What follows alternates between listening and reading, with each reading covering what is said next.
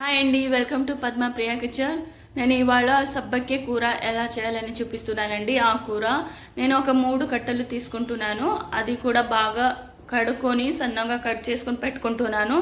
తర్వాత ఒక కడాయిలో ఆయిల్ వేసుకోవాలి. ఆయిల్ వేసిన తర్వాత జీలకర్ర, ఆవాలు, మినపప్పు, శనగపప్పు, ఎండమిర్చి, ఒక 4-5 వెల్లిగడ్డ బాగా దంచుకొని వేసుకోవాలండి. అది వేసిన తర్వాత పచ్చిమిర్చి, కరివేపాకు, ఉల్లిగడ్డ ఇవంతా బాగా వేసి బాగా ఆయిల్లోనే బాగా ఫ్రై అవ్వాలండి. ఫ్రై అయిన తర్వాత అది కొంచెం మగ్గిన తర్వాత నేను పసుపు, సాల్ట్ వేసుకుంటున్నాను. అది కూడా బాగా ఫ్రై అయిన తర్వాత కొంచెం సాంబార్ పౌడర్ కూడా వేసుకోవాలండి.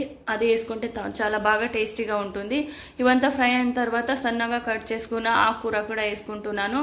అది కూడా బాగా మగ్గాలి. మగ్గిన తర్వాత ఒక 5-10 మినిట్స్ బాగా ఉడకనివ్వాలి. ఉడికిన తర్వాత నేను పెసరపప్పు కొంచెం తీసుకుంటున్నాను. అది కూడా ఒక 1 అవర్ 2 అవర్ బాగా నానపెట్టుకోవాలి. నానపెట్టిన తర్వాత దాంట్లో వేసుకుంటున్నాను. అది కూడా బాగా ఫ్రై అయిన తర్వాత దించుకోవాలండి. దాంట్లో కొత్తిమీర యాడ్ చేసి అంతే అండి, సింపుల్ ప్రాసెస్. ఈ వీడియో అందరికీ నచ్చితే ప్లీజ్ సబ్స్క్రైబ్ చేయండి, లైక్ చేయండి, అలాగే షేర్ చేయండి. Thank you friends.